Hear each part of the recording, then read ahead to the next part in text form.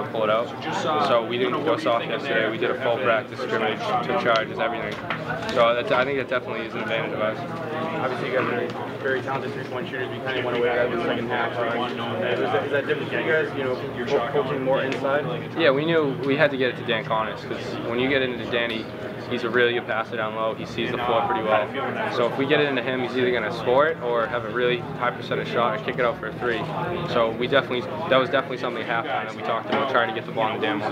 Nick, you guys in the second quarter, you might have already answered this, but they go to that zone and you were settling for a lot of outside perimeter shots, and on some nights that's how the zone beats you, not the other way around. I mean, were you trying to get it more into corners, or what were you trying to accomplish that made you struggle so much? Yeah, we didn't do a great job in the first half getting Dan the ball. We came in, we knew we had to kind of get it back into Danny, worked it through him.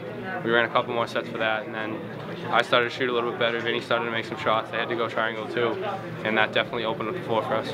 The way scouting, obviously, Vineyard, it's difficult to scout those guys considering their location, and Smith Academy probably, you know, you're miles away from those guys. I mean, how were you impressed at all how well you guys are able to prepare, you know, against two teams that are such relative unknowns? It's unbelievable. Coach Walsh, that's all he does is watch film. You know, he'll leave practice and watch the same game 5 times and just scout and scout and scout.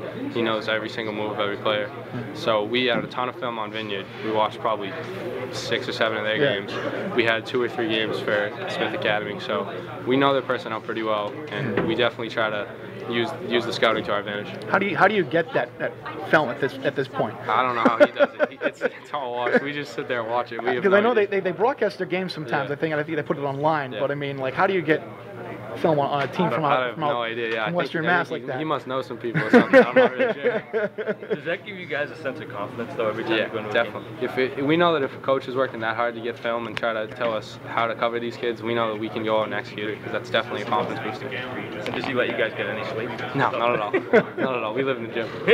What's different second time around trying to go for a state title? Target on your back and everything like that? Yeah, the target was on our back, but last year it felt like nobody really knew who we were, and we had to make a name for Danvers. And this year they would say, okay, well, one year was a fluke. They just had a good team. George Murray left. It wasn't going to be a good season this year, so we definitely wanted to come out and show to everyone that, like, Danvers basketball is real. It's going to be here for a long time. What do you think about what Walsh has done? Why the program's so consistent? What's the key factor there? I think it's because he just doesn't care who anyone is. He wants to take the 5 hardest workers, put them on the court at all times.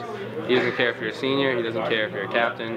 If you're not going to play hard, he's going to take you out of the game and you're not going to play. Yeah, I mean, everyone knows he has talented, probably 1 through 6, 7. Are you ever amazed at, like, you know, he's got some talented kids on the bench that don't really see a lot of time. You go with a very short lineup and you're able to do away with usually a 6 or 7 rotation on given nights. So does that take you aback at all, that you don't have to go deep into the bench to make these accomplishments? No, because we know those kids at the end of the bench, they're pushing us every day in practice. We know they can play. If someone gets in foul trouble, we know they can do that. They push us. We wouldn't be here if it wasn't for those 8, 9, 10, 11 guys who push us every day, make us work, and ultimately get us better.